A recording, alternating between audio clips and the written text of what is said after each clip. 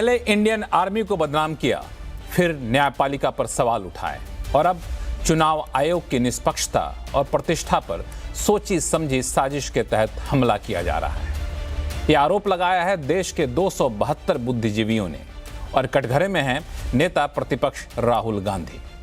देश के नाम खुला पत्र लिखने वाले इन बुद्धिजीवियों ने कहा है कि राहुल गांधी राजनीतिक मंशे से ऐसे हमले करने की बजाय ऐसे तरीके सुझाएं जो गंभीर हों, ऐसे उपाय सुझाएं जो तार्किक हों और ऐसे आइडिया दें जो सार्थक सुधार लाए। आज आवाज अड्डा में देश के इन बुद्धिजीवियों को ओपन लेटर में कही गई बातों पर चर्चा करेंगे, क्योंकि खुला पत्र लिखने वालों में कोई छोटे मोटे लोग नहीं हैं। इनमें 16 न्यायाधीश हैं, 123 रिटायर्ड ब्यूरोक्रेट्स हैं, सेना के रिटायर्ड 133 ऑफिसर हैं। यहाँ यह भी बताना जरूरी है कि ऐसा पहली बार नहीं हुआ है और न ही एक तरफा हुआ है। अप्रैल 2019 में 66 ऐसे ही बुद्धिजीवियों ने एक ऐसी ही चिट्ठी राष्ट्रपति को लिखी थी, जिसमें चुनाव आयोग पर ही राजनीतिक पक्षपात करने का आरोप लगाया गया था। उस वक्त भी चिट्ठी लिखने वालों में देश के जाने माने फॉर्मर सिविल सर्वेंट थे। आज आवाज अड्डा में बुद्धिजीवियों के इन खुले पत्र में कही गई बातों पर चर्चा करना इसलिए भी जरूरी है क्योंकि मामला चुनाव आयोग का है। मामला एक ऐसी संस्था का है जिस पर से अगर लोगों का भरोसा उठ गया तो दुनिया के सबसे बड़े लोकतंत्र पर से दुनिया का भरोसा उठ जाएगा। इसलिए आज की बहस में हमने विशेष मेहमानों का आमंत्रित किया है। उनसे आपका परिचय कराऊंगा, इससे पहले एक रिपोर्ट देख लीजिए।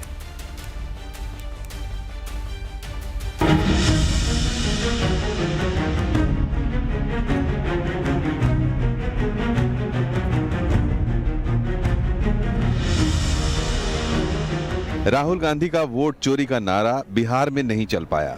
हजारों पन्नों के दस्तावेज और 100% सबूत, एटम बम और हाइड्रोजन बम की सच्चाई सबके सामने है।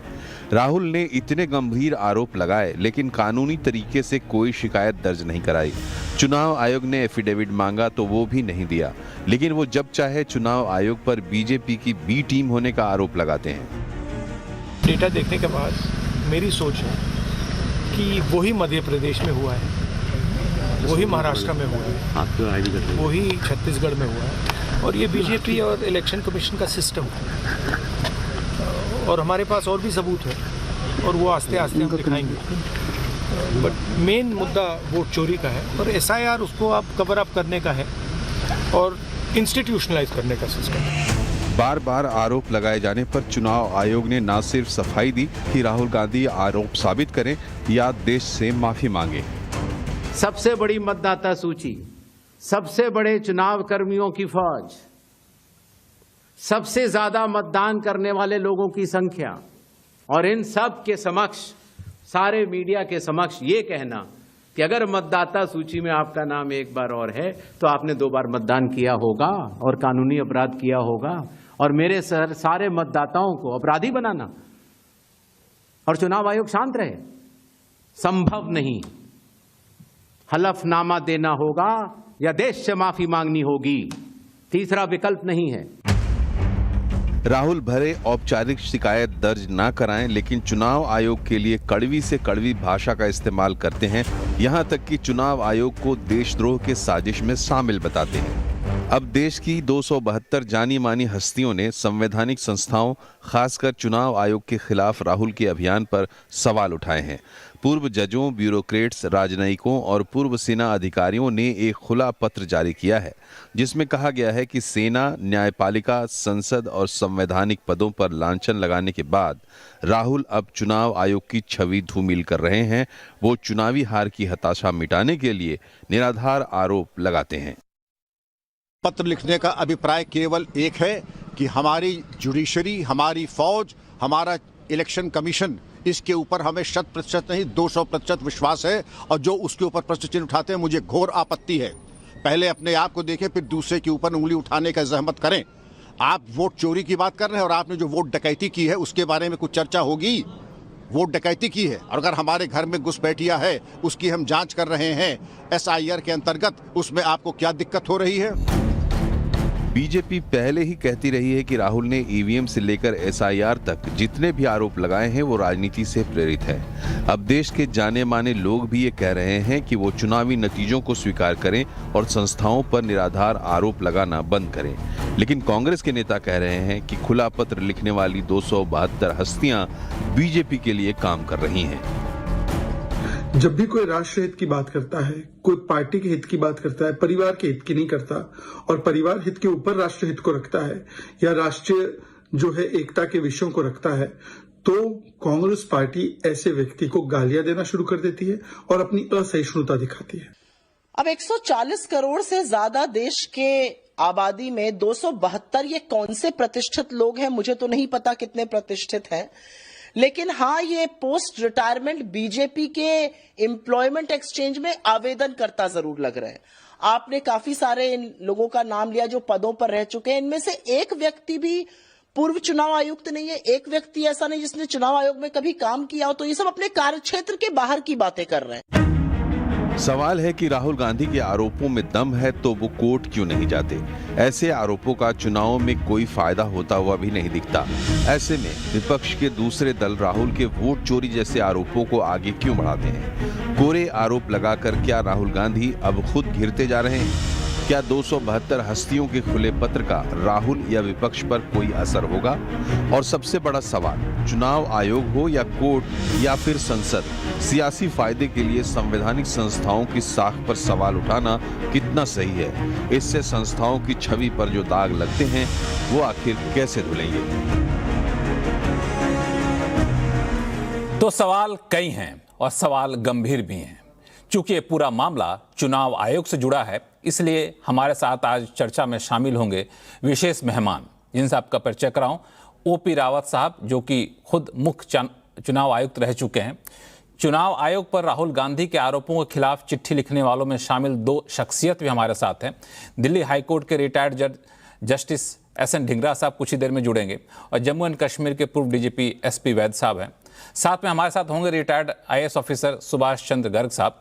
और चूंकि मामला राजनीतिक भी है तो भाजपा के प्रवक्ता विजय शर्मा जी जुड़ेंगे और कांग्रेस की प्रवक्ता महिमा सिंह जी जुड़ेंगी। दोनों ही जाने माने एडवोकेट भी हैं और तो बेहद ही शानदार पैनल है। आप सभी से ये रिक्वेस्ट करूंगा कि अपने जवाब को थोड़े छोटे में रखें और चूंकि मामला काफ़ी संवेदनशील है तो तार्किक बात करेंगे तो ज़्यादा अच्छा रहेगा। शुरुआत में ओपी रावत साहब आपसे करना चाहूँगा। इस पूरी चिट्ठी को आपने देखा, पढ़ा और कुछ चीज़ें हमने दिखाई भी। अगर एक लाइन में पूछूँ आपसे कि ये चिट्ठी में कही गई बातें कितनी जायज़ हैं? देखिए, किसी भी संस्था की छवि अच्छी बनी रहे इसकी जिम्मेदारी संस्था की होती है, किसी बाहरी आदमी की नहीं। इसलिए ये कहना कि बाहरी आदमी उसकी छवि खराब कर रहा है, ये कतई सही नहीं है। इलेक्शन कमीशन हमेशा से ऑप्टिक्स का पूरा ध्यान रखती रही है। किसी भी शिकायत की तुरंत खुली जांच और सारे राजनीतिक दलों के प्रतिनिधियों के साथ मिलकर जांच और उसके बाद परिणाम पब्लिक डोमेन में डालना और शिकायतकर्ता को देना, ये इलेक्शन कमीशन हमेशा करता रहा है। और ऐसा करने से हमारे इलेक्शन कमीशन की छवि पूरे विश्व में गोल्ड स्टैंडर्ड की है, टॉप क्लास है और हमें उस पर गर्व है। अब दो सवाल है कि क्या राहुल गांधी को इस तरह के आरोप इलेक्शन कमीशन पर नहीं लगाने चाहिए या फिर राहुल गांधी ऐसे आरोप लगा रहे हैं तो ये जो बुद्धिजीवी लोग हैं इनको ऐसी चिट्ठी ओपन लेटर नहीं लिखना चाहिए? देखिए, दोनों पक्ष राजनीति कर रहे हैं और उन्हें करने दीजिए। आप अपना काम करिए, अच्छी तरह से करिए, प्रभावी रूप से करिए। नहीं, लेकिन जब इस तरह से बड़े बड़े हस्ती जो रिटायर्ड IAS ऑफिसर हैं, रिटायर्ड जज हैं, ये सब जो ऐसी बातें जब सामने लाते हैं तो उनके चिट्ठियों को अगर गौर से पढ़ें तो उनका कहना है कि इस तरह से एक परसेप्शन जो नैरेटिव बनाया जा रहा है ये चुनाव आयोग को कटघरे में खड़ा करता है। चुनाव आयोग संवैधानिक संस्था है तो एक ऐसा परसेप्शन नहीं बनना चाहिए। आपको ऐसे आरोप लगाना चाहिए जो तथ्यों के आधार पर हो, ऐसे आरोप मत लगाइए जो सतही हो, राजनीति से प्रेरित हो। देखिए, जो भी आरोप लगाना चाहे वो लगाने के लिए स्वतंत्र है। हम लोग एक डेमोक्रेसी हैं, डेमोक्रेटिक कंट्री हैं और राजनीतिक दलों को पूरी स्वतंत्रता है कि कोई भी आरोप वो लगा सकते हैं। इलेक्शन कमीशन का कर्तव्य यह है कि हर आरोप की तुरंत जांच कर दे पब्लिक डोमेन में और उसके तथ्य जो है सारी जनता के सामने रख दे। दूध का दूध और पानी का पानी अपने आप हो जाएगा। बाकी जो लोग नैरेटिव तैयार कर रहे हैं, जो लोग इसके फेवर में या उसके फेवर में लिखते हैं, वो अपने मत के हिसाब से काम करते हैं और उन्हें भी करने दीजिए, लेकिन संवैधानिक संस्था का कर्तव्य है कि अपनी छवि खुद बनाए।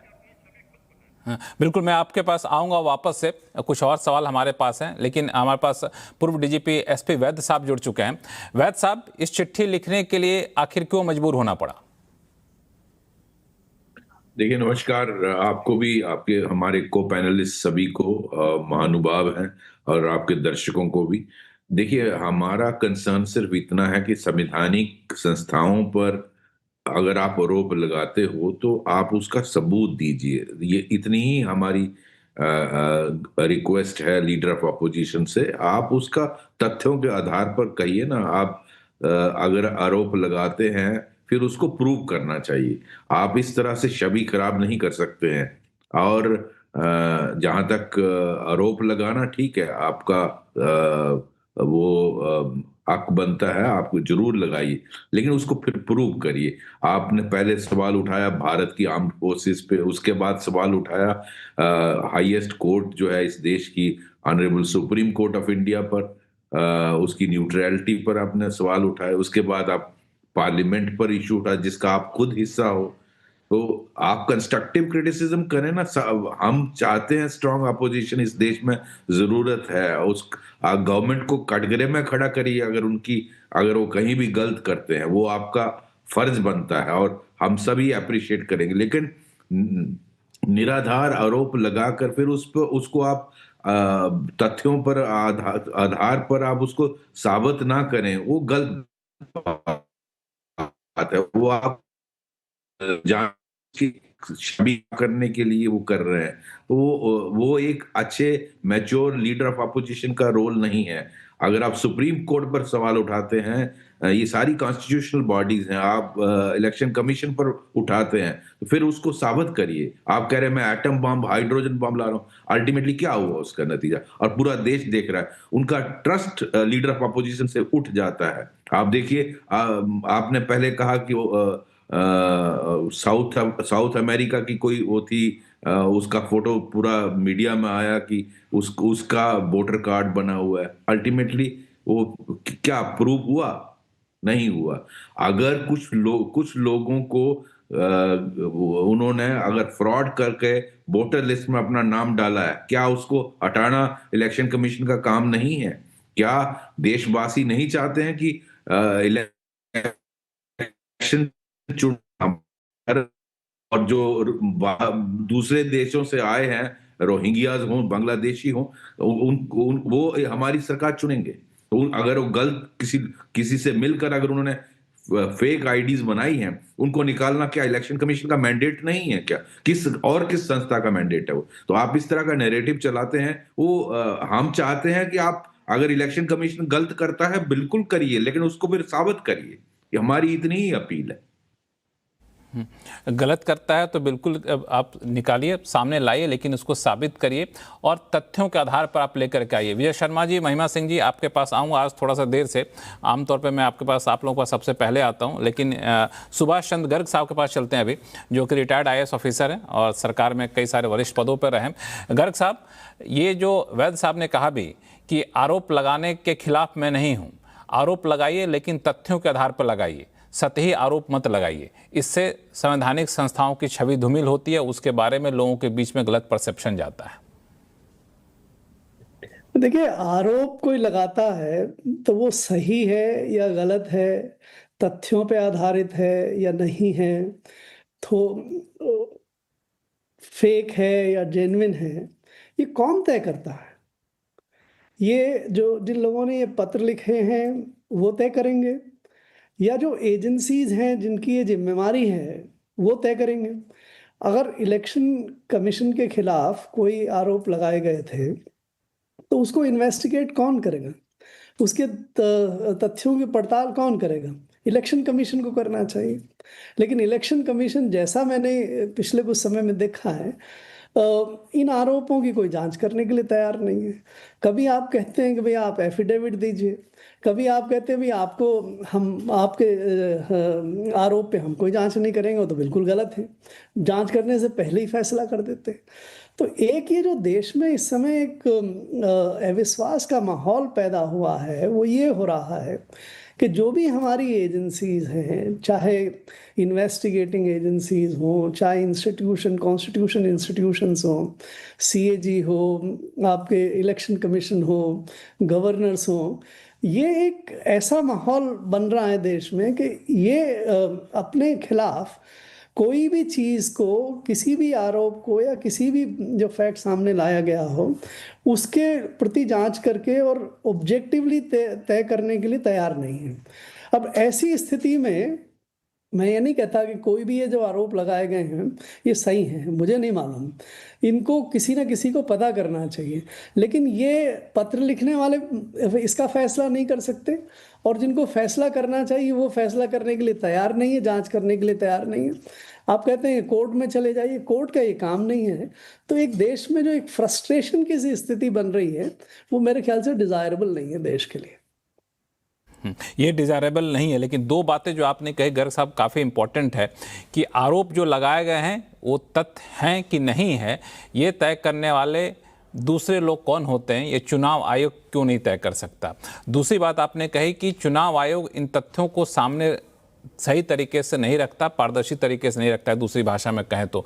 दोनों सवालों का जवाब मैं ले लूँ ओपी रावत साहब और वैद साहब आपसे, फिर मैं जाऊंगा महिमा जी और विजय शर्मा जी के पास। ओपी रावत साहब, सबसे पहला सवाल आपसे कि जब आरोप लगते हैं तो उस आरोप का तथ्यपरक पारदर्शिता से जवाब नहीं मिलता है संवैधानिक संस्थाओं की तरफ से, यहाँ मामला चुनाव आयोग का है।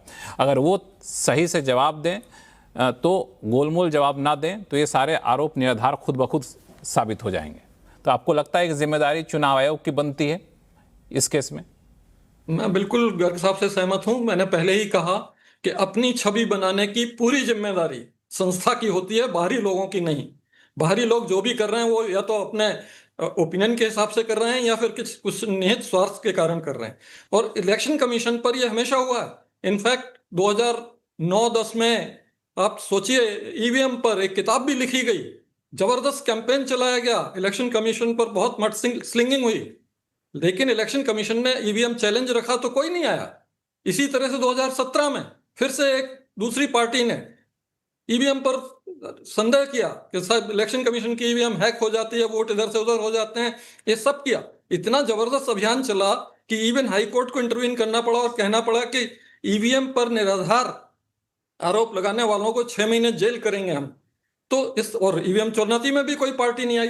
तो ये इलेक्शन कमीशन का कर्तव्य है कि हमेशा हर स्टेक होल्डर, वोटर तक के लिए कोशिश ये करे कि कोई भी संदेह उसके मन में ना रहे। कोई भी शिकायत अगर वो करता है, कोई भी आरोप लगाता है, कैसा भी हो, उसकी ओपन जांच करे और सारी पार्टियों को इन्वॉल्व करके करे कि आप भी अपना प्रतिनिधि दीजिए हमें जांच दल में, और उनके साथ मिलकर जांच करे और वो तथ्य पब्लिक डोमेन में तुरंत डाल दे। सभी अपनी अच्छी बनी रहेगी। हाँ, एक सवाल और आपसे पूछूं कि इस पूरे मामले में चूंकि ये सारा मुद्दा उठाया एसआईआर को लेकर के, वोट चोरी के आरोप को लेकर के, तो एसआईआर का मुद्दा हो या फिर वोट चोरी का मुद्दा हो, इस पर जिस तरीके से ने विपक्षी ने, खासतौर से राहुल गांधी ने हमला किया चुनाव आयोग पर, आपको लगता है कि मौजूदा चुनाव आयोग की तरफ से इन आरोपों का सही तरीके से जवाब दिया गया या फिर और बेहतर तरीके से जवाब दिया जा सकता था, इन आरोपों को खारिज किया जा सकता था? ये तो देखिए जनता तय करेगी कि कैसा किया गया, कैसा नहीं किया गया। आप चुनाव आयुक्त रह चुके हैं, अगर आपके समय में इस तरह के आरोप लगते तो क्या आप वही रिएक्शन देते जो अभी दिया गया या फिर आप कुछ और तरीका अपनाते? मैं बता रहा हूं, 1 मिनट भी नहीं लेता तुरंत जांच करके परिणाम पब्लिक डोमेन में डालने में, और मामला टाएं वो तो किया चुनाव आयुक्त ने, वो तो नहीं किया चुनाव आयोग ने, नहीं किया, आपके नहीं किया, एफिडेविट का वेट किया। एसआईआर के बारे में सुधार करते गए लेकिन माना कभी नहीं। आप सोचिए 6 जुलाई को उन्होंने एडवर्टीजमेंट निकलवा के ये कहा कि 3 करोड़ वोटर जो 2003 की सूची में नहीं है वो बिना किसी डॉक्यूमेंट के अपना इन्यूमरेशन फॉर्म जमा कर सकते हैं, लेकिन स्वीकार नहीं किया। उन्होंने कहा हमारा 24 जून का आदेश वैसे ही का वैसा है, उसमें कोई परिवर्तन नहीं है। अगर उसमें परिवर्तन नहीं होता तो बिहार की ड्राफ्ट सूची जो है वो 5 करोड़ की होती, सीधे 3 करोड़ वोट गायब होते। लेकिन चूंकि एडीआर का सुप्रीम कोर्ट में केस लग गया था, उसमें ये मुद्दा उठाया गया था, इसलिए इलेक्शन कमीशन ने सीईओ के माध्यम से वो विज्ञापन निकलवा के इस मामले को बचाया। इसलिए मैं कह रहा हूं कि एक्शन तुरंत लेनी चाहिए और अपने छवि अच्छी से अच्छी बनाए रखनी चाहिए। तो आपके हिसाब से इस पूरे मामले में चुनाव आयोग से जैसी अपेक्षा की जा रही थी वैसी भूमिका चुनाव आयोग ने निभाई नहीं आरोपों को खारिज करने के लिए, ये कहना सही होगा आपकी तरफ से? जिस मुद्दे पर भी आप तुरंत जांच करते हैं वो आपके लिए बहुत मुफीद है, आपकी छवि के लिए बहुत मुफीद है, मैं इतना ही कहना चाहूंगा। ठीक है। एसपी वैद्य साहब, संक्षिप्त में पहला सवाल जो गर्ग साहब ने उठाया कि जो आरोप लगता है तो आरोप की सफाई देने की जिम्मेदारी चुनाव आयोग की बनती है, बाहर के लोग क्यों इस पर सफाई दे रहे हैं? और दूसरा, जो अभी ओपी रावत साहब ने कहा कि चुनाव आयोग ने इन आरोपों को सही तरीके से जवाब नहीं दिया जिसकी वजह से सारा कंफ्यूजन फैला। देखिए, ऐसा है, मैं बिल्कुल सहमत हूँ इनसे कि प्राइमरी रिस्पॉन्सिबिलिटीज चुनाव आयोग की बनती है। उनको जो भी इसमें इन्वेस्टिगेशन निकलती है एकदम पब्लिक डोमेन में डालिए और बात उधर ही खत्म हो जाती है। और वो करना कोई उसमें मुझे नहीं उसमें लगता है कि उसको करने में कोई दिक्कत होनी चाहिए। अगर आपकी इंक्वायरी में या इन्वेस्टिगेशन में जो भी आता है वो सब public, you are a public body and you put ultimate जज कौन है? पब्लिक।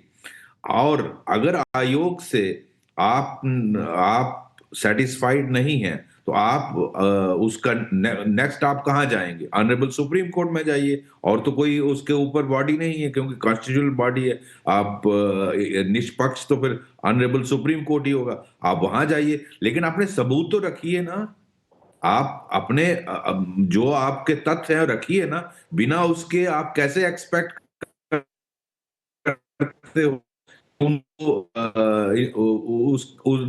उनको इन्वेस्टिगेट किया जाएगा और उसको किया उस पर इन्वेस्टिगेशन हुई और उसको आपके पब्लिक के सामने पब्लिक डोमेन में रखें। आप जब तक सिर्फ ये बोल देना कि वोट चोरी, उसका एक सॉलिड सबूत दे देना चाहिए था, ताकि ये जनता और इस देश की जनता सब जानती है। ऐसा नहीं है, लोग समझते हैं कि कौन सही बोला है, कौन गलत बोला है। तो उसमें इलेक्शन कमीशन की जिम्मेदारी बिल्कुल बनती है, लेकिन आपको भी सब जो आपके तथ्य हैं वो पब्लिक डोमेन में रखने चाहिए, लोगों के सामने रखिए कि ये मेरा पॉइंट है, let election commission investigate and put it in public domain. मैं गर्ग साहब आपके पास आऊंगा और रावत साहब के पास आऊंगा, लेकिन महिमा सिंह, विजय शर्मा जी, दोनों लोग हैं। महिमा सिंह जी कांग्रेस के प्रवक्ता हैं, विजय शर्मा जी भारतीय जनता पार्टी के प्रवक्ता हैं। महिमा सिंह जी, ये सारी बातें आपने सुन लिया, आरोप लगाइए लेकिन आरोप तथ्यों के साथ लगाइए, सिर्फ मुद्दा यही है। और वो तथ्य देने में शायद राहुल गांधी या कांग्रेस नाकाम रही है, ये आरोप लग रहा है कांग्रेस के ऊपर, राहुल गांधी के ऊपर। जय हिंद। लक्ष्मण जी, अगर इस थ्योरी के हिसाब से चलते ना तो महात्मा गांधी बापू नहीं हो गए होते, फादर ऑफ द नेशन नहीं हुए होते, नेल्सन मंडेला देश विदेश में पूरे विश्व में इतने महान नहीं होते, डेसमंड टुटू का नाम नहीं होता अगर इन सब लोगों से इनके आरोपों का हलफनामा मांगा जाता, इन्हें कहा जाता जाइए पुलिस कंप्लेंट कराइए, तब आंदोलन कीजिए। एक सबसे बड़ा लोकतंत्र विश्व का, जिसके अंदर आज लोगों को शांतिपूर्वक आंदोलन प्रदर्शन करने की अनुमति नहीं है। दिल्ली में प्रदूषण होने पर अगर लोग निकलते हैं सड़कों पर तो उनके ऊपर पुलिस एक्शन किया जाता है। ऐसे देश के अंदर ये जो 272 महान हस्तियां हैं, और एक तो साहब यहां बैठे हैं, मैं नतमस्तक हूं आप सबके आगे, क्योंकि ये बड़ा जो लॉजिक है, ये लॉजिक बड़ा समझने की जरूरत है। अभी मैं सुन रही थी साहब को बड़े ध्यान से, उन्होंने कहा कि सर्वोच्च न्यायालय की जो है वो का अपमान कांग्रेस पार्टी ने और कांग्रेस पार्टी के लीडर्स ने किया। सर, मैं तो आपसे एक ही सवाल बड़े विनम्रता पूर्वक और सम्मान पूर्वक पूछना चाहूंगी कि जब चुनावी बॉन्ड्स के ऊपर असंवैधानिक घोषित करते हुए सर्वोच्च न्यायालय ने निर्देश दिया तो किसने अवमानना की हुई थी? और उन्हीं इलेक्टोरल बॉन्ड्स के माध्यम से इस देश के अंदर सैकड़ों चुनाव हो गए और उनके ऊपर कोई सवाल नहीं उठा। तो ऐसे में लोग सवाल न उठाएं। आप 272 लोगों का सम्मान है, लेकिन करोड़ों इस देश की जो आवाजें हैं, जिनके पास शायद कोई जरिया भी नहीं है सरकार तक, लोगों तक, नेताओं तक पहुंचने का, वो सब लोग दबे छुपे तरीके से कभी कभी खुल के ये सवाल उठा रहे हैं, और माननीय नेता प्रतिपक्ष जो 4 लाख के मार्जिन से 2-2 सीटों से जीत कर आए, आप कह रहे हैं उनकी साख गिर रही है। कमाल है। दूसरी बात, चुनाव आयुक्त का मामला था, आपको याद होगा लक्ष्मण जी, आपको याद होगा कि सर्वोच्च न्यायालय ने चुनाव आयुक्तों की नियुक्ति का जो मामला था उसमें क्या निर्देश दिए थे? वो निर्देश माने क्या इस सरकार ने? तो सर्वोच्च न्यायालय की अवमानना भाजपा करती है या कांग्रेस करती है? ऐसे में ये पत्र लिखना, मुझे याद है मैं उपराष्ट्रपति चुनाव में बड़ी नजदीकी से काम कर रही थी। मुझे याद है उस समय किस तरह का प्रोपेगेंडा बना करके जो हमारे उपराष्ट्रपति के कैंडिडेट थे उनके प्रति, उनके लिए चिट्ठियां लिखवाई गई थी, पत्र लिखवाए गए थे। मुझे बंगाल के वो जज साहब भी याद हैं जिन्होंने इस तरह के अपने एक्सप्रेशंस दिए, अभिव्यक्तियां दी और बाद में भाजपा से चुनाव लड़ गए। मुझे रंजन गोगोई जी भी याद हैं, मुझे उनके द्वारा दिए गए निर्देश भी याद हैं, और ये भी याद है कैसे वो अपना रिटायरमेंट के बाद तुरंत जो है राज्यसभा में नामांकन लेकर के आ गए। हो सकता है वैद साहब का ऐसा कोई इंटरेस्ट ना हो, क्योंकि अभी उन्होंने जब दूसरी बार बात की तो उन्होंने तथ्यों को संतुलित करने का प्रयास भी किया, और शायद अब उनको धीरे धीरे करके इस चर्चा में दूसरा पक्ष नजर आने लगा, जो कि काबिल तारीफ है। और शायद इसी प्रकार से इन 272 लोगों को शायद एक पर्सपेक्टिव, एक परिप्रेक्ष्य देने की आवश्यकता है, और वही परिप्रेक्ष्य मैं आपके शो पर दे रही हूँ। अब आप ये देखिए, आज इस देश के अंदर 90% जो मुकदमे हैं लक्ष्मण जी, वो विपक्ष के नेताओं के ऊपर क्यों है? ईडी सीबीआई में सर्वोच्च न्यायालय को भी इंटरवेंशन करना पड़ता है, और ये कहना पड़ता है। कहीं है, पहले उस पर एक रिएक्शन ले लेता हूँ, फिर मैं आपके पास आऊंगा। महिमा जी, मैं एक बार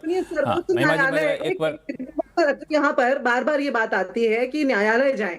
सर्वोच्च न्यायालय ने इसी साल में कम से कम आधा दर्जन फैसलों में ये बात कही है कि राजनीतिक लड़ाई को कोर्ट में मत लेकर आइए। चुनाव आयोग का मुद्दा है, चुनाव आयोग को जांच करनी चाहिए, निरपेक्षता से करनी चाहिए और पब्लिक डोमेन में रखना चाहिए, बजाय आंकड़े अपने वेबसाइट से हटा लेने के, बजाय रातों रात नियम बदलने के।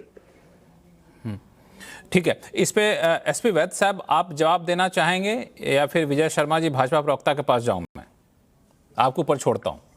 मैं सिर्फ इतना कहना चाहता हूं कि हम में से कोई भी किसी पार्टी से अलाइंड नहीं है, हमें किसी पार्टी से कोई ताल्लुक नहीं है और ना हमारा होगा। हम देश के हित में बोलते हैं, हमें किसी पार्टी से कोई मतलब ना बीजेपी से, ना कांग्रेस से, ना किसी और पार्टी से। हाँ, अगर जो हमारी संस्थाएं हैं उनका निष्पक्ष काम होना, बिल्कुल वही सिस्टम हर आदमी चाहता है, लेकिन आप आरोप लगाएं तो उसको साबित करें। आप सुप्रीम कोर्ट में असंवैधानिक चुके हैं, कितनी बार माफी? सर, असंवैधानिक चुनावी बॉन्ड्स के ऊपर जो सुप्रीम कोर्ट में जाके बोलने दीजिए, कितनी बार आपने वहां माफी मांगी? तो आपका कुछ तो आप बताइए ना सर। इलेक्टोरल बॉन्ड्स पे सर्वोच्च न्यायालय ने क्या कहा? इलेक्टोरल बॉन्ड्स पे जो सुप्रीम कोर्ट का फैसला है, आप मानते हैं ना कि भाजपा ने गलत किया देश के साथ? वो तो सुप्रीम कोर्ट का फैसला है। सुप्रीम कोर्ट का चुनाव आयुक्तों के मामले में, सीईसीज की अपॉइंटमेंट के मामले में जो फैसला था, भाजपा ने उसकी अवमानना की और अलग तरीके से कानून ले आए। मानते हैं ना आप? इलेक्टोरल बॉन्ड्स की बात अनकॉन्स्टिट्यूशनल भाजपा ने देश के ऊपर थोप के रखी। हो गया, समान होना चाहिए। आपका सवाल ले लिया गया, आपका सवाल ले लिया। बीजेपी के प्रवक्ता देंगे, मैं नहीं दूं जी। ठीक है, विजय शर्मा जी। लक्ष्मण जी, मुझे थोड़ा सा समय देना, मुझे सबका जवाब देना है।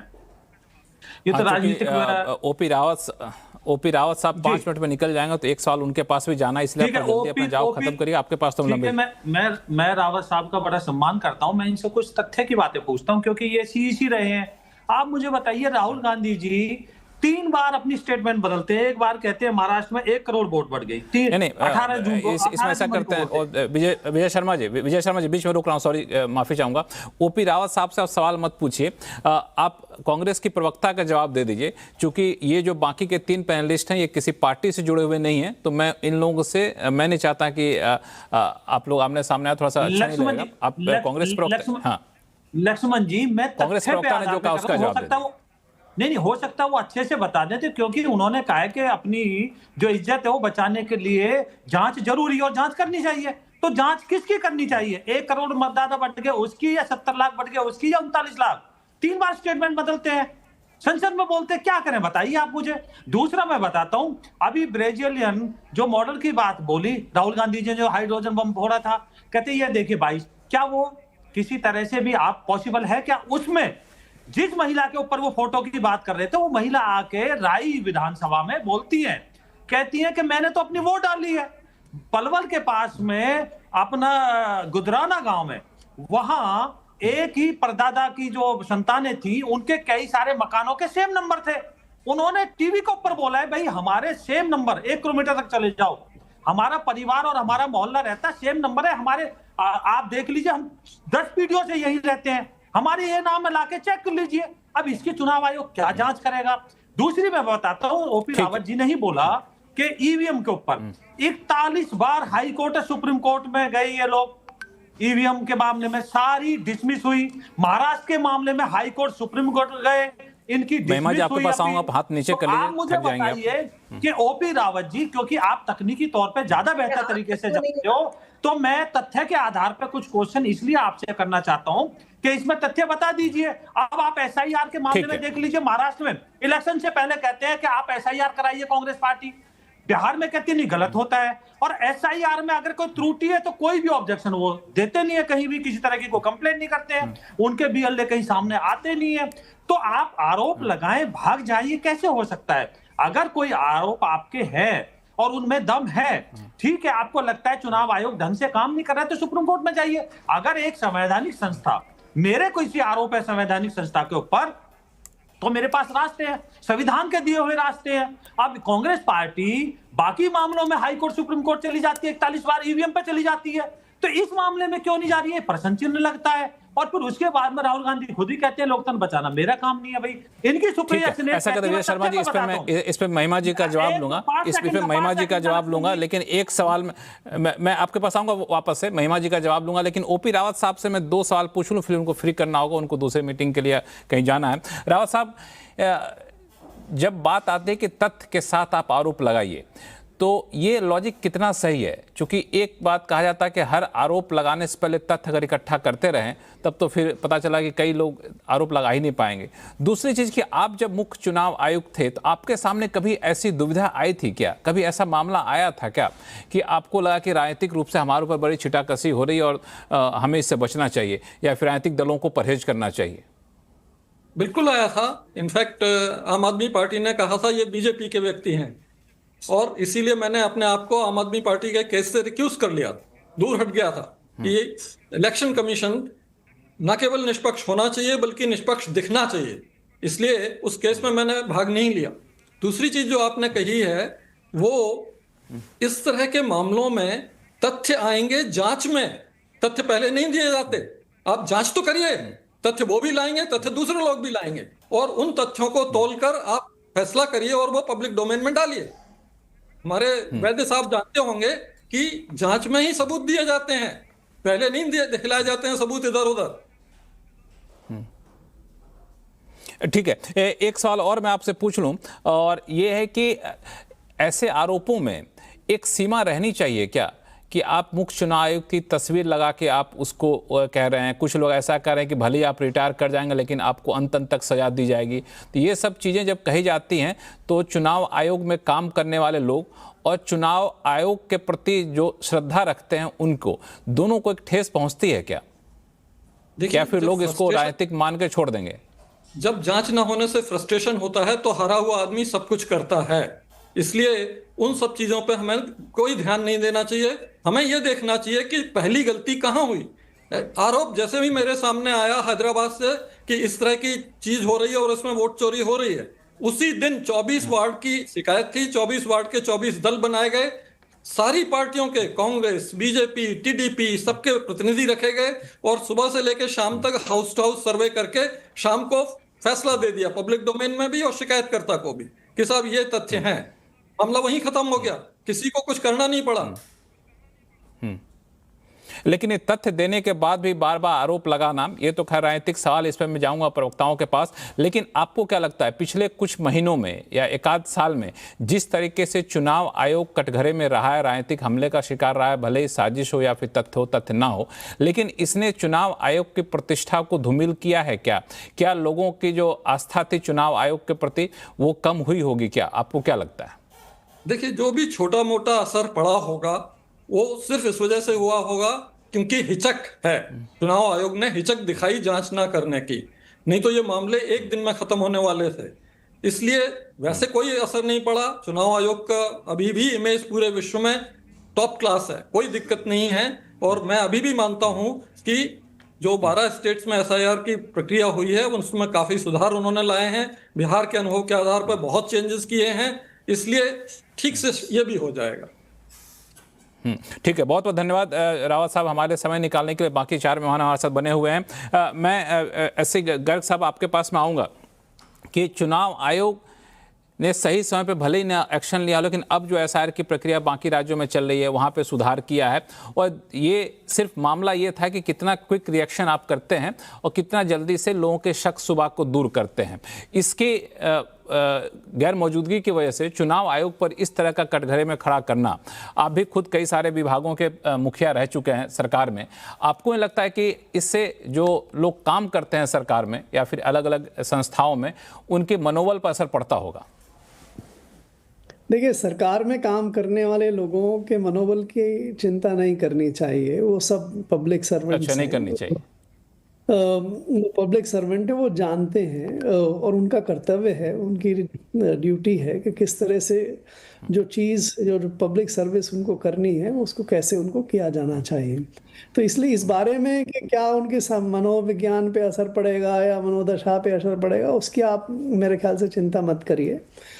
मुद्दा ये है, जैसे आपने कहा एसआईआर के संदर्भ में भी, ये निश्चित रूप से ज़रूरी है कि देश की जो मतदाता सूची है वो शुद्ध होनी चाहिए। उसमें ना डेड लोग होने चाहिए, ना जो उस एरिया के वोटर हैं वो नहीं होने चाहिए। तो इस बात की तो कोई मेरे ख्याल से इसको नज़रअंदाज नहीं किया जा सकता है, इसको क्रिटिसाइज नहीं किया जाना चाहिए कि आप एक अपडेटेड प्योर जो मतदाता सूची है वो तो बनाएं। लेकिन मुख्य संदेह जब आता है वो ये आता है कि जब आप इस प्रक्रिया में लगते हैं, आप बनाने की कोशिश करते हैं, तो क्या आप ऐसी प्रक्रियाएं अपनाते हैं, ऐसे प्रोसीजर अपनाते हैं जिससे कुछ वर्ग विशेष के लोगों को इलेक्टोरल रोल से बाहर निकलने का खतरा बढ़ जाता है। ऐसी प्रक्रिया जो डिसएडवांटेज लोग हैं उनके खिलाफ जाती है क्या? ये किसका कर्तव्य है कि ये देखे कि हर जो जायज़ मतदाता है वो इलेक्टोरल रोल में रहे, न कि ये एटीट्यूड के आप सिद्ध करिए कि आप इसमें रहने के लायक हैं या नहीं हैं। अगर आप सिद्ध नहीं करते हैं तो आपको इलेक्टोरल रोल से हटा दिया जाएगा। तो क्या आप एटीट्यूड, जो पब्लिक एजेंसी है वो किस एटीट्यूड, किस अप्रोच के साथ लोगों के पास जाती है, किस उसके साथ इन इलेक्टोरल रोल्स को सुधारती है, वो बड़ा इम्पोर्टेंट है। और डेमोक्रेसी में ये शक इन पे चीज़ों पे होना, ये कोई ऐसी अनयूजुअल सी चीज़ नहीं है, इसलिए इस पे कोई टच ही नहीं होना चाहिए।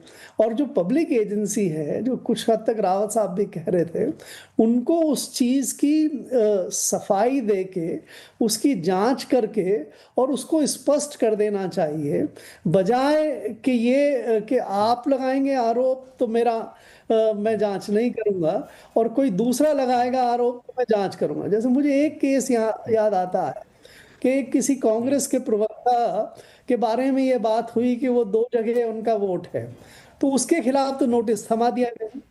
और फिर ऐसे बहुत सारे दूसरे जब लोगों ने केस बताए कि उनके नाम 2-2 जगह हैं, उनके खिलाफ कोई कार्रवाई नहीं शुरू की।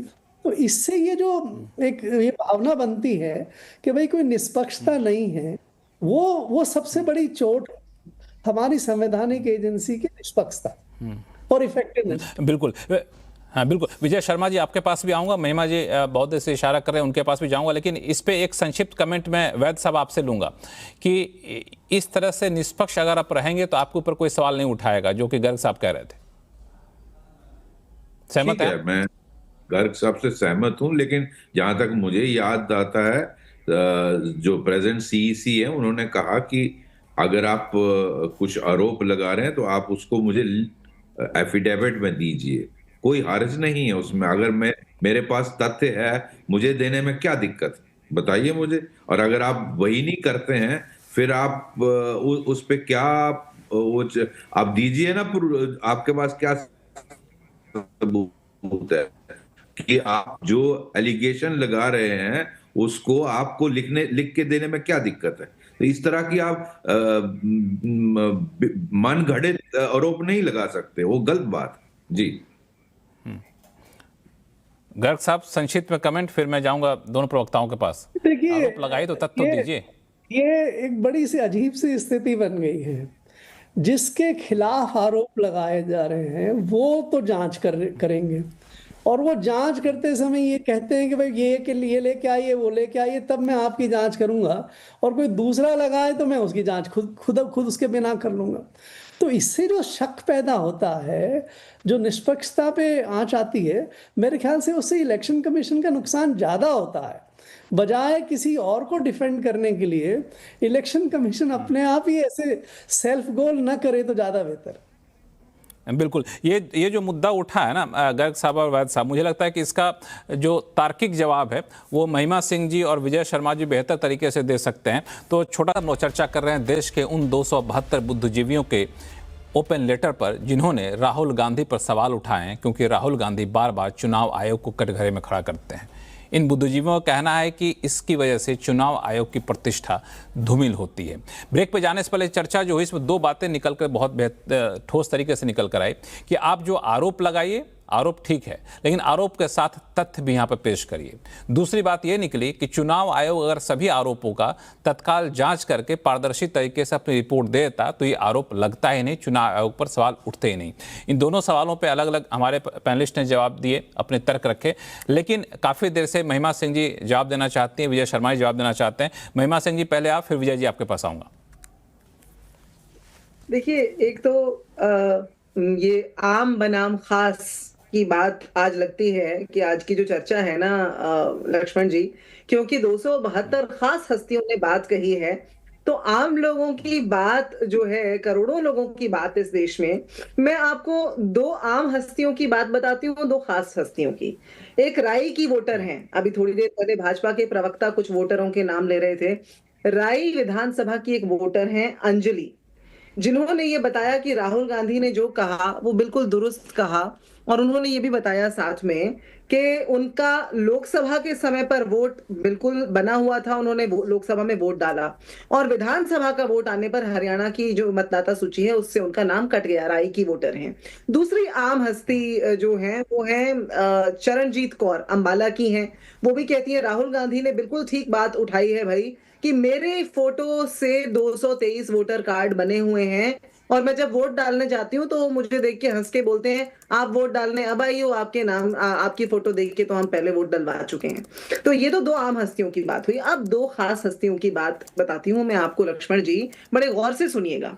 देखिए, सबसे पहले तो इस देश की बहुत बड़ी हस्ती है निर्मला सीतारमण जी, हमारी वित्त मंत्री हैं। उनके पति हैं श्री परकला प्रभाकर, पहले भाजपा के प्रवक्ता भी होते थे।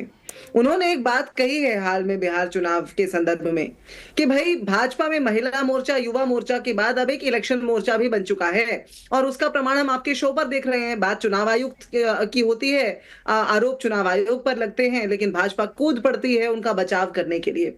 दूसरी खास हस्ती जिनका नाम मैं आपके शो पर जरूर लेना चाहती हूँ वो है पूर्व मुख्य चुनाव आयुक्त SY कुरैशी जी, जिन्होंने अभी हाल में एक बड़ी गंभीर बात को उठाया, बड़े हल्के अंदाज में उसको थोड़ा हल्का करते हुए लाइट नोट पर उन्होंने कहा कि भाई देखिए, ये जो 00 नंबर वाले मकान हैं, यहाँ हमें भी ले चलिए, जरा हमें भी दिखा लाइए यहाँ पर कौन से वोटर रहते हैं।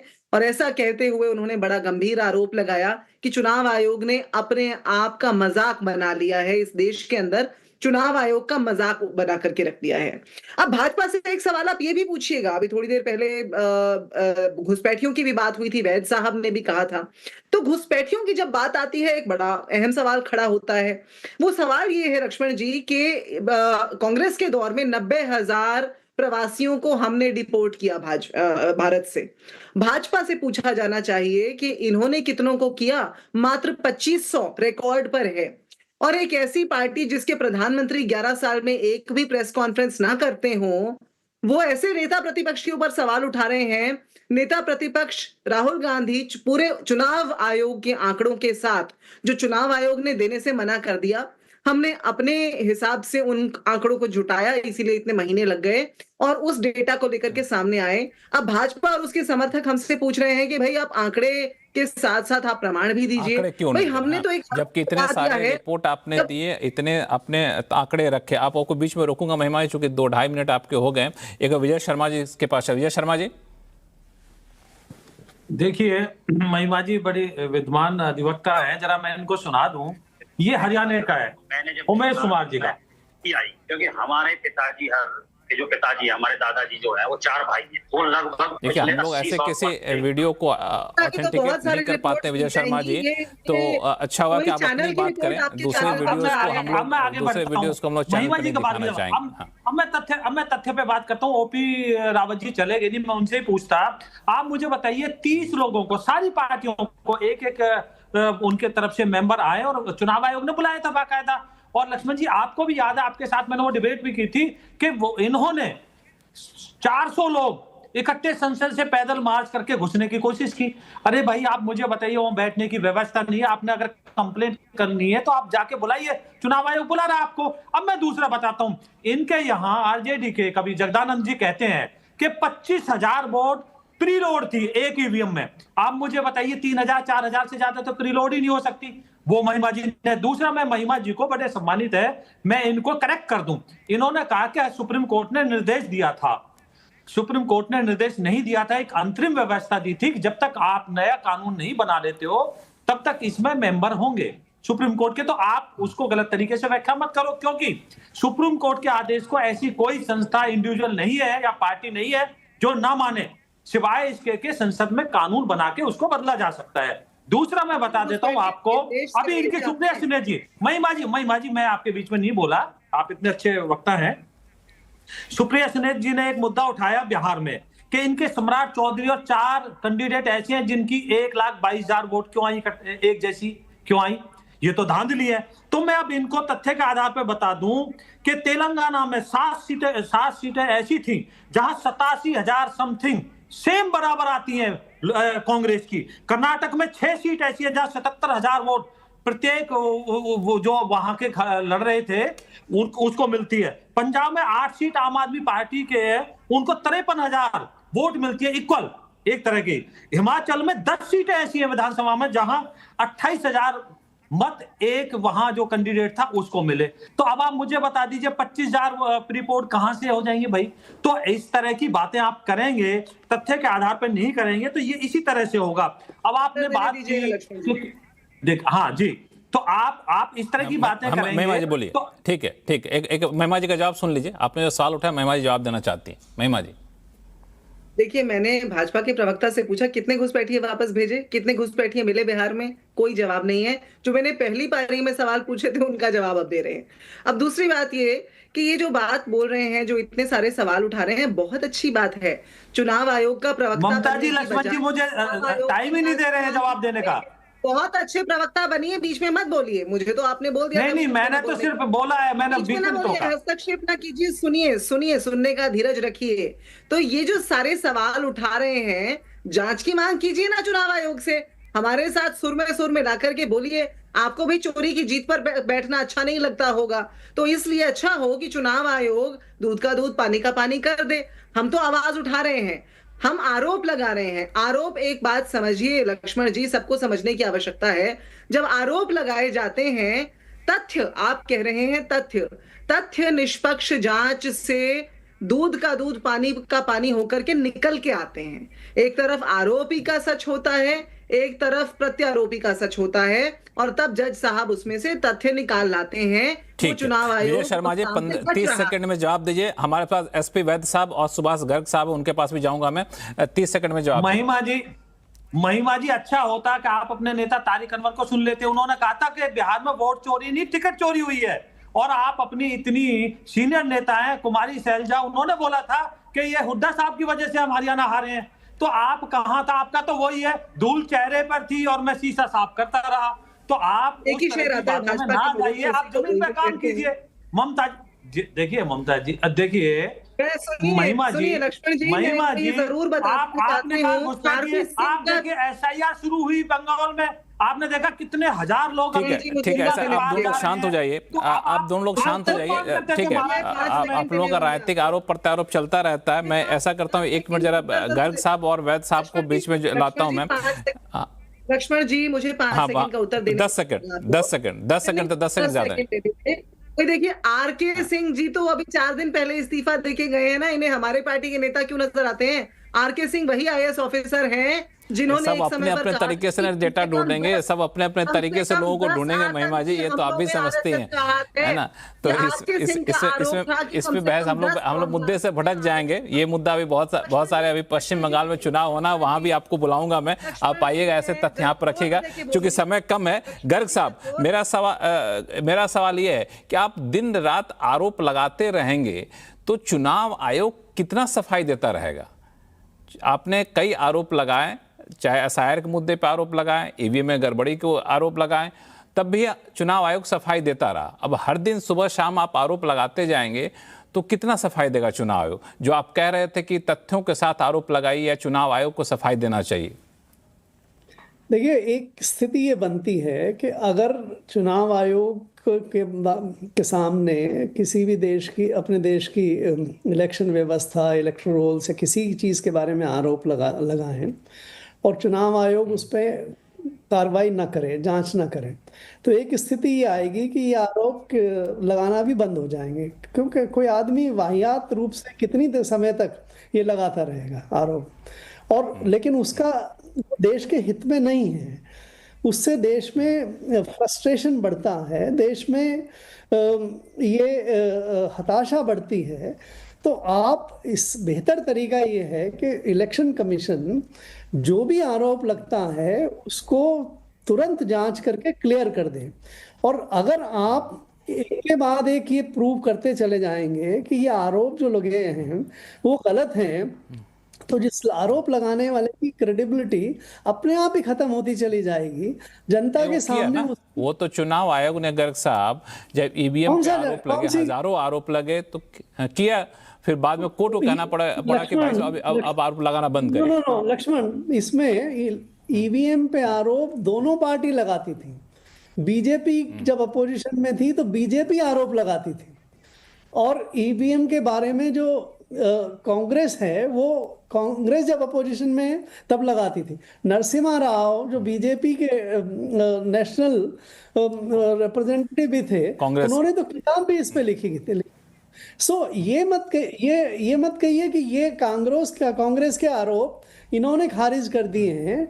ये सही गलत आरोप लगाए थे, जिस किसी ने भी लगाए उसके आरोप खारिज किए। ठीक, हाँ, इसी तरह से ये आरोप का समय चूंकि खत्म होने वाला है। हाँ, SP वैद्य साहब, आप लोगों ने जो चिट्ठी लिखी उसमें एक बात जो कही, जो मुझे लगा कि कंस्ट्रक्टिव बातें निकल कर सामने आ सकती, उसको अगर फॉलो करते हैं तो, कि आरोप लगाइए लेकिन आरोप ऐसे लगाइए जो गंभीर हो, सुझाव ऐसे दीजिए जो तार्किक हो, ऐसे आइडिया दीजिए जो सार्थक सुधार लाए। तो आपके हिसाब से वो क्या हो सकता है? लक्ष्मण जी,